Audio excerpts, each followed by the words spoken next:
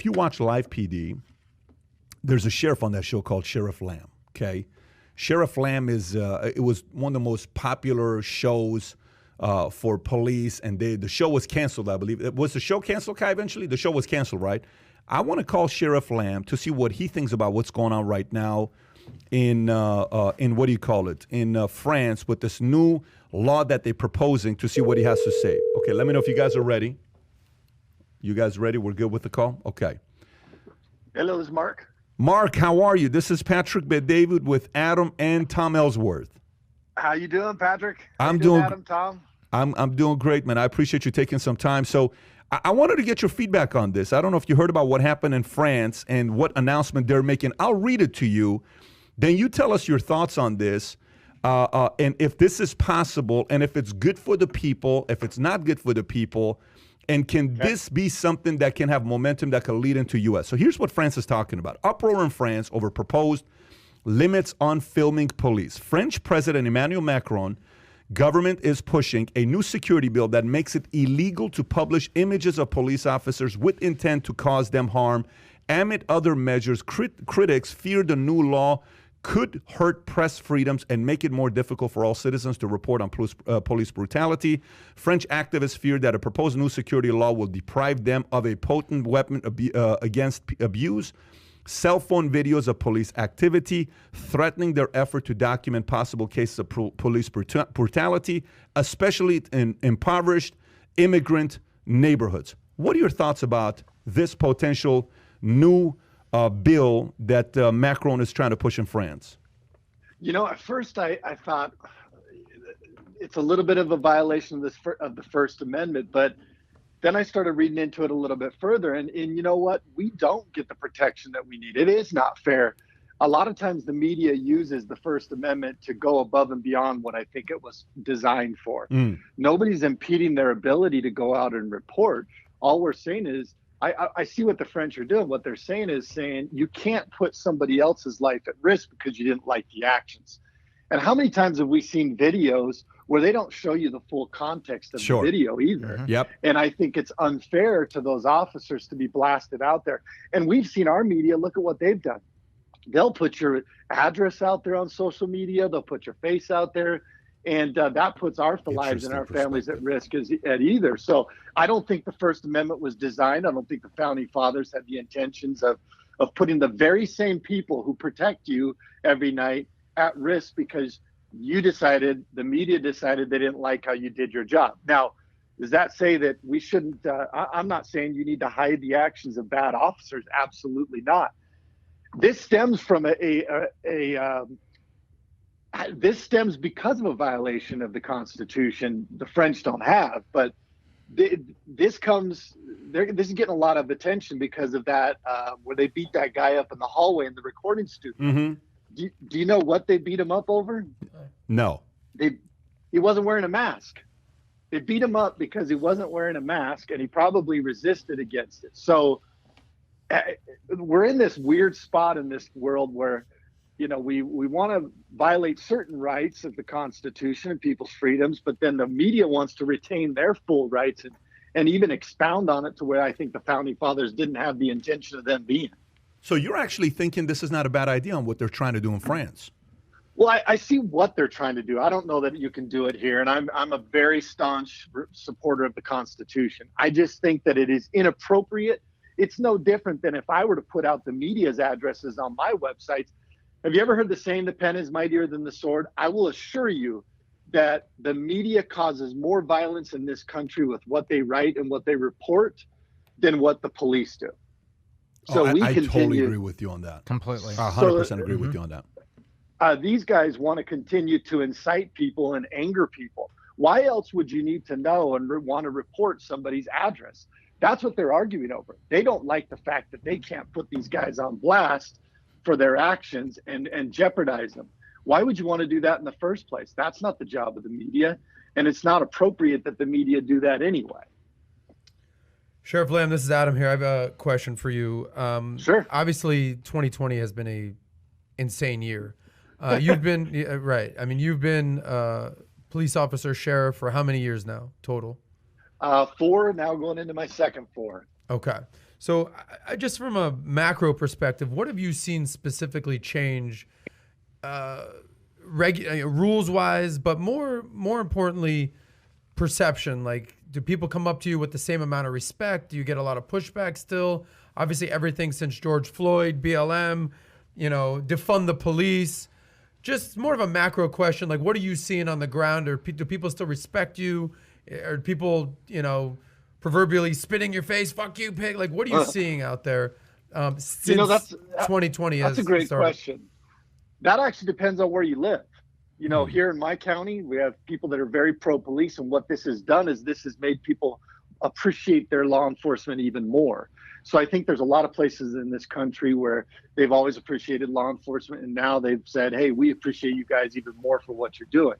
Mm-hmm. There are other cities where the local government has allowed this behavior to continue and this anti-police behavior to continue. And so that's emboldened a lot of the people who don't like police to spit in your face and to say these things. Mm-hmm. And actually, in many cases, I think they're violating the law. They're either disorderly conduct or I don't think anybody should ever be within a foot or two of a law enforcement agent. Set up some barricades, move them back. They have their right to protest under the First Amendment. They don't have the right to stick your phone in a cop's face. I don't think that's appropriate.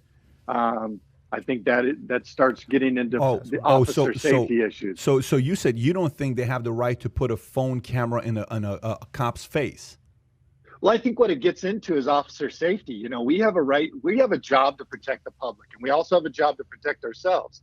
And how do I protect the public when somebody's got a phone in my face and I can't see what's going on?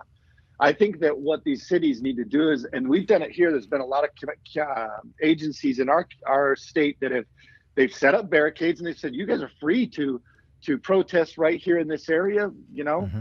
We're not impeding on that right, but don't cross over this barricade because this is a zone that we're trying to protect. This is we're trying to maintain officer safety and public safety here. So I think that what the media has shown and what has been allowed, I think we're pushing the envelope, and it's making our job even harder in law enforcement. Hey, Sheriff, this is Tom Ellsworth, the Biz Doc.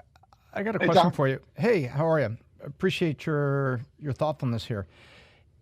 So can you comment a little bit? Because I think I'm hearing it between the lines there. It's like you take a look at Portland. So they created this DMZ, or was it Seattle? Who had the free zone downtown? Seattle. That was Seattle. Yeah, DMZ I think is in North Korea. Yeah, well, but you get the point, right? Yeah, because you're creating a free zone. And so the police actually got stuck on the perimeter of that and couldn't go inside. And there were people that really needed help, and people that are on the inside that established it, suddenly a couple of them needed help. So it is kind of a two-faced answer by the protest public, right? Yeah, I mean, what they did was completely different. They set up a whole free zone where people could go in, and they violated people's. What about all those businesses who had their businesses destroyed? That was your job as a law enforcement officer to protect those, to maintain maintain the peace. Here in the Arizona, the Constitution says my job as a sheriff is to suppress any affrays, insurrections, riots, or any lawlessness that comes into the county. What they did was try to be cute and set up this, and I'm not saying it was the Portland or the Seattle police.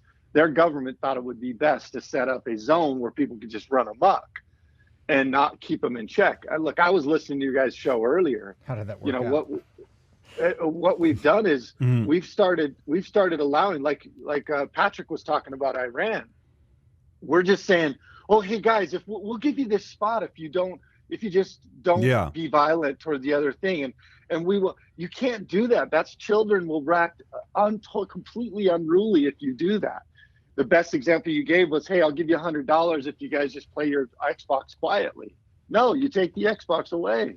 That's how you're going to get them to behave. And look, there's a fine line. People are going to not like what I'm saying, and I'm very constitutional minded, but we have adulterated the First Amendment. There have been groups that have taken the First Amendment and completely adulterated the First Amendment with either their freedom of speech, or also, more in particular, their right to protest, to redress grievances with the government. You don't do that at 11 o'clock at night. All the government buildings are shut down.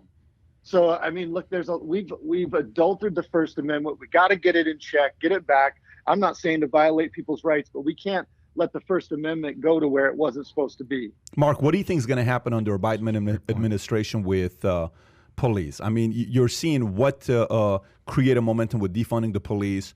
Then you're seeing Biden. Originally, people were worried Sanders was going to be on the, his cabinet. People were worried AOC was going to have a position. Elizabeth Warren was going to have a position. None of that happened, but they were able to get a lot of those guys to help him get elected.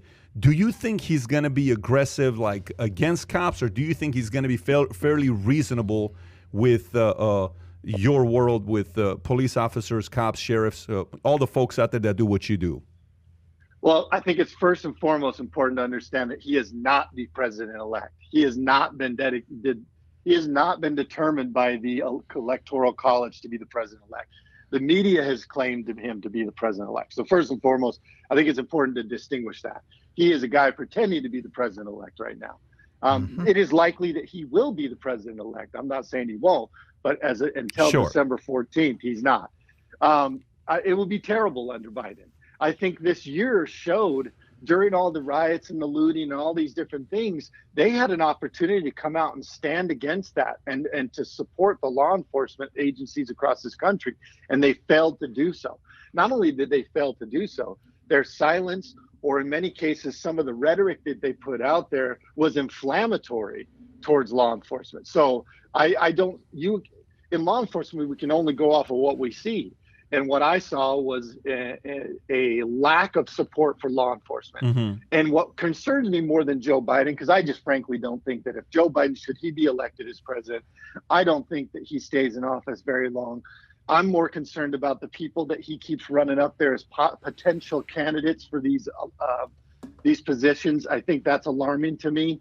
A lot of them are very, very radical, very progressive. And I don't think that is good for police officers.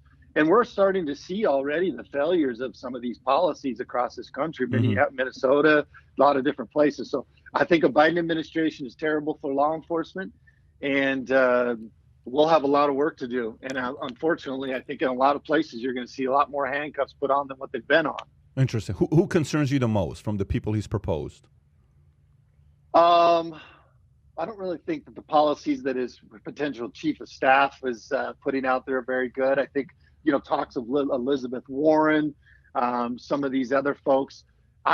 Kamala Harris concerns me. I think that Kamala Harris has proven over time, based on what I see, as somebody who will say and do anything for votes, power, or money. And anytime you're talking, that is a ticking time bomb, having somebody in public office, if that's what they're willing to put. They'll do anything for those three things. And anybody should be concerned over that. Well, brother, appreciate you for coming on and spending a few minutes with us and giving us insight on your world for us who hear all these different stories on both sides of the aisle on politics. When you watch CNN, Fox, MSNBC, it's much easier for me to just call someone like you to say, hey, tell us what's really going on the street. So, again, thank you for your time. Appreciate you, buddy. And hopefully we'll have you back on here soon and you'll be willing to come back on as a guest again. All right. Thanks, guys. I appreciate it. Take care. Bye-bye. Bye-bye. Bye. So, I don't know. I don't know what's going to happen. You see these going back to the whole thing with the camera. Remember how yesterday we were talking about it? And I said, I don't know if I'm fully against it. Do you remember when we were talking about the whole France camera thing yesterday? I'm like, I'm not if I'm fully against it. There's a part of it that, like the other day I got pulled over, right? Yesterday I got a reckless driving ticket, whatever. I was going to ask the Sheriff Lamb about that. My license was suspended multiple times, so it's not the breaking first time. news. Pat got pulled over again. So I got a ticket yesterday, and this guy pulls me over, right? And I said, okay, I'll pull over the car. I've done this. I probably have more tickets than everybody in this room combined. I don't think anybody. If we combine, how many tickets you got total in your lifetime? Total 4. I have 75 tickets, 80 tickets. I'm not kidding. And it's just, step your game up, bro. For the first 12 months we were here, I got 3 tickets a week that my staff had to pay for every week. Okay. How do you still have a license? I don't have a license. I lost my license a couple times. But let me go. With all those tickets, let me make this point to you. So cop pulls me over. And by the way, I've been pulled over all over the world. So it's all over. I've been pulled over everywhere. This isn't a Texas thing. No. I got pulled over by a cop yesterday. Okay. And he pulls me over. I'm like, look, I screwed up. I said, what do we need to do? She said, "Oh, hi. Well, thank you for pulling over the car, and you know, if you don't mind taking out your driver's license, and I don't want to grab it from you because I want to make sure you're healthy, you feel comfortable with it. Would you mind turning your ID over?" I'm like, "Wait a minute, what the hell was this all about?"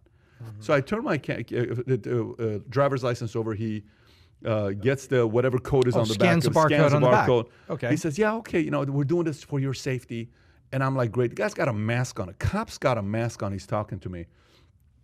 And I said, "So anything you need from me?" He says, "Oh, no, I just want to let you know, look, I know, you know, I'm not trying to bother you. I just want you to know that one thing you have on the back, I mean, if you don't mind, you know, I'm not going to give you a ticket for it." And like, I mean, I got a cavity. He was so sweet. Just listen to the guy. I've never heard a cop be this sweet. It was out of control, uncomfortable. You're saying he was being too nice. He was being so nice, and he was so uncomfortable. Big guy, probably 18-inch arms. Massive guy this guy was. He was talking to me like that, and I walked away saying to myself, this is the nicest cop that's ever pulled me over. Out of all the 75 tickets I got, I've never had a nicer cop. Is that because of his personality? Or is that because cops are told, be a little nicer to people nowadays? Try to be a little bit more amicable to people nowadays. Be careful because they may be recording. Be careful because maybe do I want cops to be scared? Do you want scared cops? I don't know if I want scared cops. Do you want cops to be so scared of what they need to do that they're thinking about being politically correct rather than protecting you? I don't know if I'm going to war and telling my soldiers, "Hey guys, make sure when we're going out there, you don't talk about what they wear. You don't talk about their clothes because we don't want to piss them off. And so let's be respectful before we kill them." What the hell are you talking about? What are you talking? So now that's in war. I'm not talking about cops are doing the same thing, but I kind of also want to empower cops. I don't want to take the power away from cops. I want cops to have power. I don't want cops to not have any kind of power. I'm not telling you for people not to have power. Of course I want the people to have power.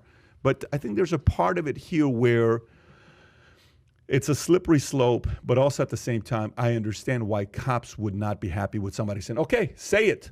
Say." Can you imagine if somebody goes like this to you right now? What's your initial reaction? Go ahead. It's annoying as shit. You just got pissed off. So you're a cop. Go ahead. Go ahead, you're live. "Hey, I just want to let you know he did this, sexual harassment." I don't know. I mean, I'd be like, you know what? I'd go to my boss on Monday. I'd say, "Boss, I'm just not made to be a cop. I'm good. I don't like cameras on my face 24/7. I'm good. I resign." Just some quick feedback. I hear you on both sides. I hear the sheriff. I hear what you're saying.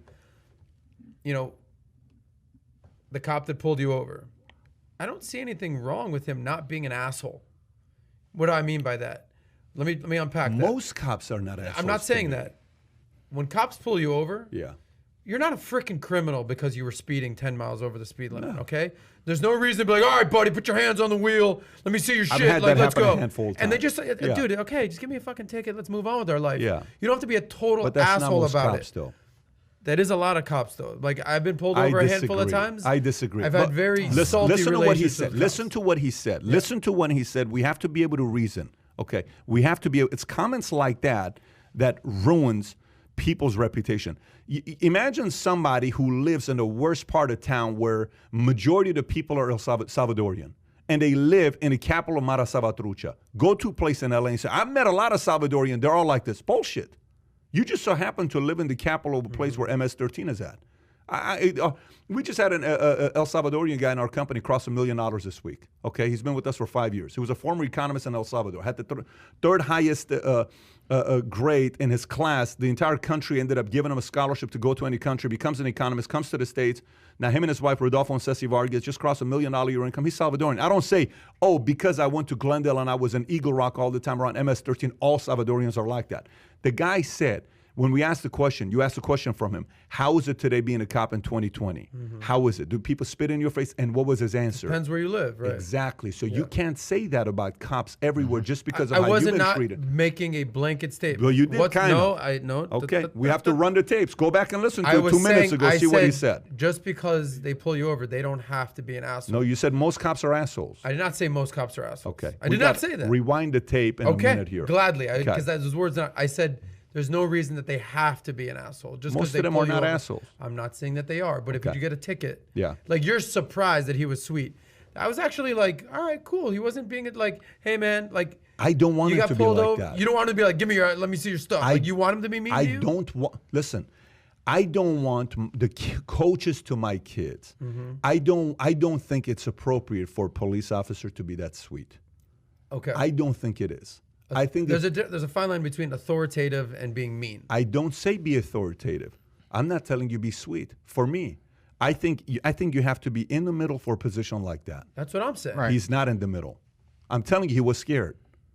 Okay, Why I thought is he he was just scared of being me? nice. I don't know why. I don't know if he was scared. He was. You said he was being sweet, and overly- you almost got a cavity because he was being nice. Overly sweet and nice. You're taking it to he was sweet because he was scared. He was for his, afraid. All right, yeah. that's a To different me, story. it's I thought he was just being nice. No, and I didn't no, have a no, problem no, with no, him being nice.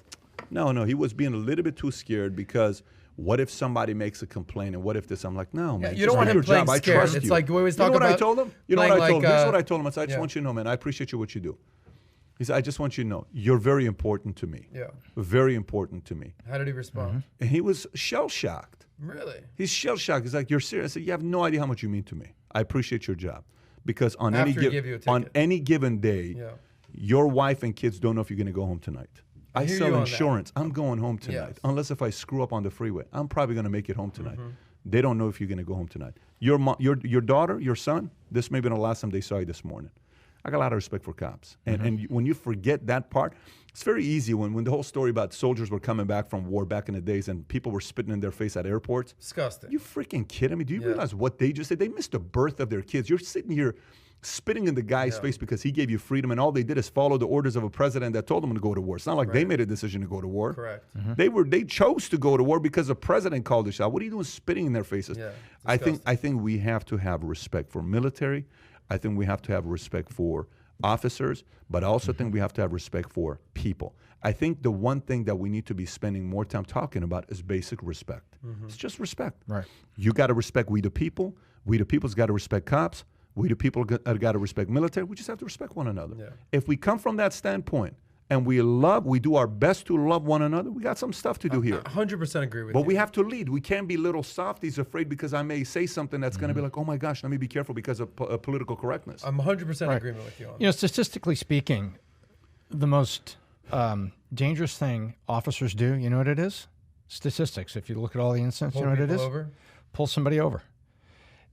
The number of incidents that start with a pullover is there. Because a lot of times people are speeding for a reason, driving recklessly for a reason, under the influence, have committed a crime, things like that.